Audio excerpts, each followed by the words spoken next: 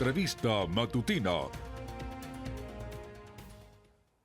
Amigos, bienvenidos a Entrevista Matutina por Venevisión. Aquí estamos como todos los días, comenzando la jornada con los puntos de vista de los protagonistas de la vida nacional. Hoy nos acompaña en el estudio Carlos Prosperi, candidato a la primaria de la oposición por Acción Democrática. Bienvenido, gracias por acompañarnos. No, gracias Gregorio, a ti al canal por la invitación.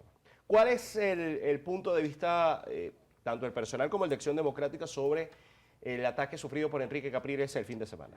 Mira, obviamente nosotros rechazamos este tipo de actitudes, vengan desde donde vengan, ¿no? Porque nosotros hoy tenemos que ratificar que no se puede seguir sembrando este tipo de divisiones, de odio, de peleas entre hermanos venezolanos. De un lado o de otro, donde venga, nosotros lo tenemos que repudiar y rechazar. Y ojalá esto sea simplemente un hecho aislado y que esto no vaya mucho más allá de eso, porque el compromiso hoy con Venezuela tiene que ser la unificación de nuestros hermanos venezolanos. Más allá de esto, ¿cómo ve que se ha desarrollado el proceso de recorridos, de desplazamiento a los estados de los candidatos a la primaria de la oposición? Bueno, cada quien ha venido haciendo un trabajo. En el caso nuestro, estuvimos 12 días fuera de Caracas, recorrimos 24 municipios, estuvimos desde Mérida, luego estuvimos en Barinas, de Barinas pasamos a Apure, de Apure estuvimos en Guárico, y cuando uno ve la realidad de lo que hoy se vive en esos estados, Gregorio, yo debo decir que nos llena algo de tristeza. ¿Y por qué nos llena de tristeza? Primero, una vialidad totalmente destruida. O sea, y cuando uno, por ejemplo, conversa con nuestros productores, uno se llena de mucha más tristeza. ¿Y por qué de mucha más tristeza? Bueno, porque lamentablemente a la fecha no hay un solo programa agrícola que se haya llevado adelante por parte del Ejecutivo. Es fundamental apostarle a lo hecho en Venezuela. Nosotros hoy tenemos que garantizar el alimento venezolano, lo hecho en nuestra casa, y acabar con esas políticas de puerto que nos ha hecho muchísimo daño. Y fíjate, en el caso del eje panamericano, conversábamos con algunos productores de palma aceitera, ellos manifestaban que la tonelada de palma aceitera estaba alrededor de unos $280. Se hizo una importación por parte del Ejecutivo de aceite de palma y eso llevó a que el precio bajara a $120, $130 por tonelada aproximadamente. Lo mismo sucede con la papa. Estuvimos en Pueblo Llano, es uno de los principales productores de papa a nivel nacional, y ellos nos decían que el hecho de ingresar ahora la papa colombiana a Venezuela no tienen precio para poder competir con los precios de la papa colombiana. Y cuando uno llegaba a Apure, a Guárico, que teníamos la posibilidad de hablar con nuestros productores de lácteos, ganado, el problema con la leche y el queso, se les ha venido a menos el precio, y cuando uno ve que ya debería haber iniciado la siembra de maíz y de sorgo y no hay todavía ese apoyo del Ejecutivo, nosotros hacemos un llamado a la reflexión porque es importante apostarle a lo hecho en Venezuela. ¿Cómo acompañar el apoyo a lo hecho en Venezuela? ¿Con qué propuesta se acompaña de cara a la primaria de oposición? Mira, con la propuesta de entender que hay que apostarle al campo venezolano. ¿Y por qué decimos esto? Porque cuando uno ve que en el pasado existían las posibilidades, por ejemplo, de Fondafa, de Fondas, de entregar de manera oportuna los insumos a nuestros campesinos, a nuestros productores, y hoy ha desaparecido, eso nosotros lo tenemos que recuperar para ponerlo al servicio de cada uno de nuestros productores, inclusive cumplir con la cartera agrícola, porque hoy debemos recordar que a través de la banca privada se cumplía con un requerimiento mínimo, un 10%, para poder otorgarle a nuestros productores. Hoy lamentablemente pareciera que cada uno de esos programas se han hecho a un lado, y nuestro compromiso tiene que ser, lo he manifestado, que en nuestro gobierno nosotros no vamos a otorgar licencias de importación hasta tanto no se coloque el mercado nacional. Una vez que tú coloques el mercado, la producción nacional, tú otorgas las licencias correspondientes para evitar un desabastecimiento. Ya visto todo esto, más allá del recorrido con la parte de conocer cómo está el campo, de conocer cómo está el sector productivo, ¿cómo está el ánimo de la gente? Mira, la gente hoy nos exige que tiene que ser un solo candidato, y es lo primero que nos dicen. De hecho dicen, mira, únanse, ya basta de 2, de 3, de 4, que sea uno solo. El compromiso en este momento es que el 22 de octubre hay la posibilidad de que los venezolanos puedan decidir quién quiere que sea su candidata o candidato para las elecciones presidenciales, y eso nos debe llenar de alegría. ¿Y por qué nos tiene que llenar de alegría? Porque hay la posibilidad de que se acaben estas imposiciones que le han hecho un grave daño a Venezuela y las cuales no pueden continuar en el futuro. Para cada cargo de elección popular, quien quiera aspirar, qué mejor que sea electo a través de una voluntad expresada por los venezolanos. Ahora, ¿Qué retos se presentan para poder encontrar un candidato único? ¿Es posible alcanzar una verdadera candidatura unitaria en la oposición? Mira, a lo mejor vamos a tener una candidatura mayoritaria, pero ¿y por qué digo a lo mejor? Porque es probable que algunas personas digan, mira, yo no participo en esas primarias y yo voy hasta el final. Y eso es hacerle un daño al país, porque eso es continuar con unos 6 años más de estos 24 que ya hemos visto en los últimos años. Y cuando uno quiere la alternabilidad de poder, es para que los venezolanos entiendan que se puede gobernar alguna tendencia política y después otra tendencia política y saquen sus conclusiones hacia dónde tiene que ir el país y no siempre estar pensando que la misma persona se tiene que eternizar en el poder. Y por eso lo dijimos la semana pasada en una rueda de prensa.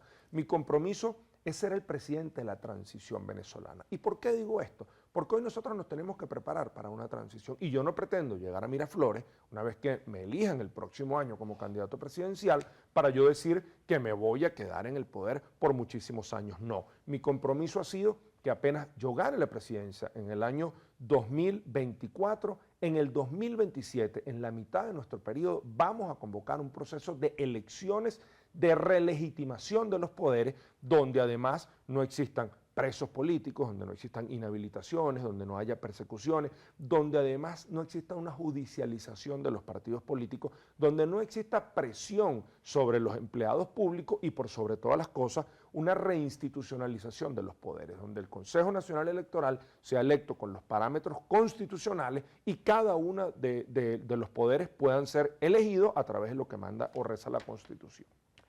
¿Cómo perciben desde Acción Democrática la participación del CNE en cuanto al apoyo técnico para las primarias? Mira, nosotros lo hemos manifestado. Es probable que se cuente con el apoyo técnico del CNE. Hay personas que dicen, si es sin el apoyo técnico del CNE, yo voy a estar ahí. Otros que dicen, si es con el apoyo técnico del CNE, yo voy a participar. Aquí no se trata de seguir buscando aristas. Si la Comisión Electoral de Primarias decide que es con el apoyo técnico del CNE o sin el apoyo técnico del CNE, Carlos Prosperi y Acción Democrática va a participar en las elecciones primarias. Nosotros el 22 de octubre vamos a participar en las primarias y nosotros no vamos a hacer una traba para crear algún tipo de divisiones. Ahora, ¿qué tenemos que entender? Que hay que empezar a generar confianza. Hoy está un árbitro electoral que, ojo, no nos extrañaría que a lo mejor en el futuro decidan cambiar el árbitro electoral violando el artículo 8 del Poder Electoral que establece que los rectores del Consejo Nacional Electoral son electos por 7 años. Pero todos sabemos que casi en ningún momento cumplen con lo que establece el artículo 8 del Poder Electoral y que a lo mejor pueden ser sustituidos para tratar de incentivar una abstención. Nosotros hoy tenemos que entender que con ese Consejo Nacional Electoral, o si deciden removerlo por cualquier cosa, nosotros tenemos que participar, porque los demócratas, la única herramienta, la única arma que tenemos es el derecho al voto, sufragar.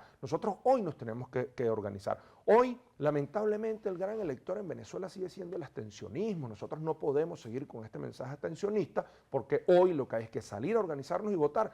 Y Barinas le dio un ejemplo a Venezuela. En Barinas se unieron muchas organizaciones políticas, se logró tener el padrón electoral, tener los testigos de mesa y no hubo un fraude electoral porque se ganó por 50.000 votos de diferencia. Así como Barinas dio un ejemplo, los venezolanos tenemos que dar un ejemplo de lucha porque si nos organizamos, nos unimos y tenemos el padrón electoral, no hay manera que se pueda perder las elecciones el próximo año. ¿Cómo recuperar la confianza del electorado?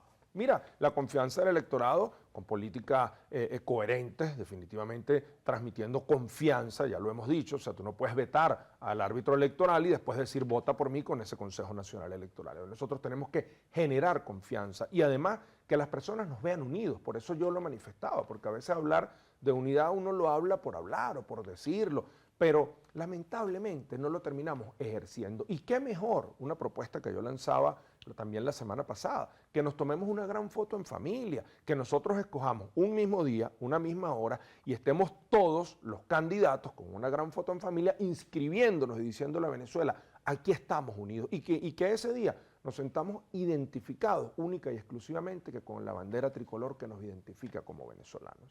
El registro electoral es un punto delicado de cara no solo a las primarias, sino también a las elecciones presidenciales de 2024 por dos temas, el tema de la actualización de los datos y el tema de cuántos venezolanos están en el exterior que puedan ejercer su derecho al voto. ¿Cómo tiene que manejarse este tema? Mira, este tema obviamente hay que seguirle solicitando al Consejo Nacional Electoral que pueda aperturar los centros de votación, los centros de registro, ¿no? ¿Y por qué los centros de registro? Porque hay personas que pueden vivir, te puedo poner el ejemplo de mi estado, de Guárico. Una persona que vive en las Mercedes del Llano, que es mi pueblo, para poder inscribirse o hacer una actualización de datos, tiene que ir hasta San Juan de los Morros, o sea, casi 3 horas de carretera y la carretera destruida. Las personas que están en el Orza, que es el Alto Apure, bueno, tienen que ir a San Fernando de Apure, donde la carretera está destruida, a poder realizar su actualización de los datos del registro electoral.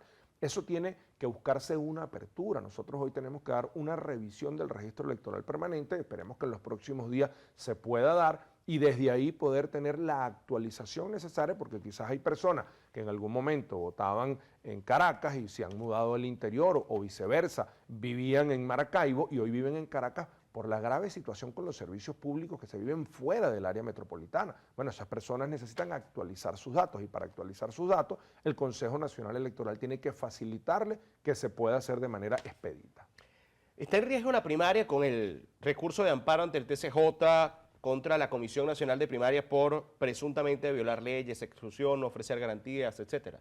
Bueno, las primarias es algo de la oposición o de la alternativa de cambio, de la plataforma unitaria, y yo iría mucho más allá, es de los venezolanos. Ahora, obviamente es probable que sigan interponiendo algún tipo de recurso o demanda. Ahí está, el que quiera participar, que participe, aquí tiene que dársele apertura. Nosotros no podemos decir que vamos a ser sectarios, no, vale, aquí quien de verdad está comprometido con Venezuela, más allá de una situación personal o de un partido político. Hoy tenemos que entender que si algo nos debe unir, a pesar de las diferencias ideológicas, políticas o personales que hayan existido en algún momento, está Venezuela, están nuestros hijos y están nuestros nietos. Claro. Muchísimas gracias por acompañarnos hoy. No, de verdad, gracias a ti, Gregorio, y decir algo Sí, que claro. no quería dejar pasar por debajo de la mesa. Importante una rectificación en torno a lo que hemos escuchado en los últimos días por parte del Ejecutivo, a interconectar una vez más la electricidad de Venezuela con Brasil cuando los venezolanos en el interior están pasando muchísimas penurias. Ojalá exista una reflexión en torno a eso.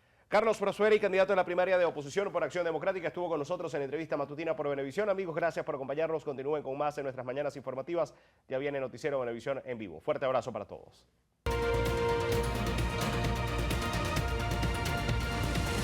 Entrevista matutina